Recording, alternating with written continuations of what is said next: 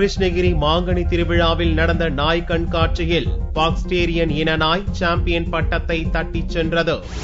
கிருஷ்ணகிரியில் 21வது அகில இந்திய மாங்கனி திருவிழா நடந்து வருகிறது. இத்திருவிழாவில் தினந்தோறும் கலை நிகழ்ச்சிகள், பட்டிமன்றங்கள் உள்ளிட்ட பல்வேறு நிகழ்ச்சிகள் நடத்தப்பட்டு வருகின்றன.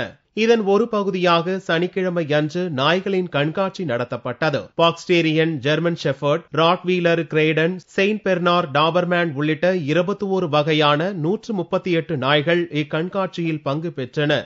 இதில் நாய்களின் உடல் அமைப்பு, பணியும் திறன், விசுவாசம் உள்ளிட்ட பல்வேறு அம்சங்களில் பரிசுக்குரிய நாய்கள் தேர்ந்தெடுக்கப்பட்டன.